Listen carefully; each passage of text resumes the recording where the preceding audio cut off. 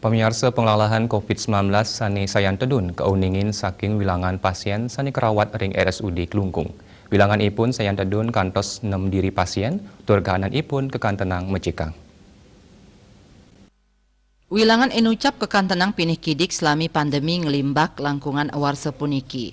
Direktur RSUD Klungkung Dr. Nyoman Kesuma Mausang, wenten kalih diri pasien sani kerawat ring ICU miwah ring ruang isolasi kedondong wenten petang diri.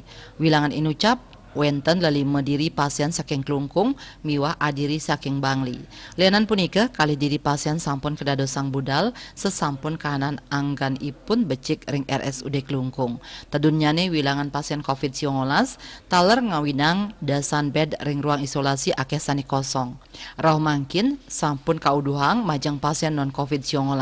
Saking wilangan bor 6,7 tempat tidur, wantah mendaging 6 diri pasien. Asa punika taler tenaga kesehatan sanes sadurungyane katugasang khusus untuk nampenin pasien COVID-19 sampun kapindahang untuk penanganan pasien non COVID-19.